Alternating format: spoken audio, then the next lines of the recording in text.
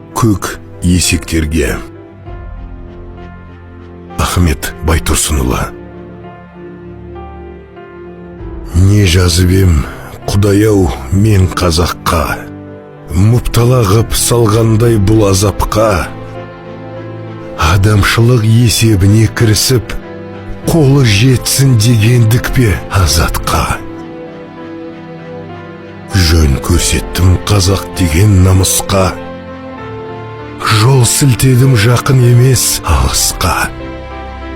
Өзге жұрттар өрге қадам басқанда дедім, сен де қатарынан қалыспа. Барма қазақ мұнан басқа қылғаным, неңді шаштым, неңді бұздым, былғадым.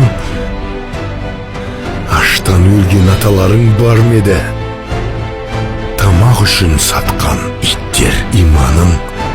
Көң тасыған көк есектер, бәріңе қалдырмастан жағалай жас кәріңе.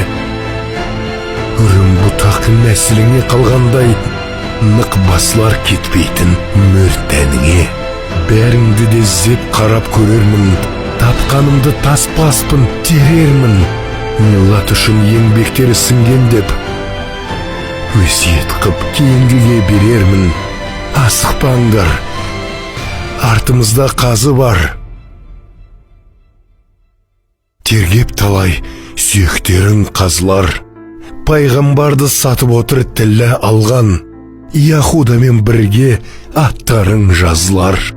Қинамайды абақтыға жапқаны, қиын емес дарға асқаны, атқаны.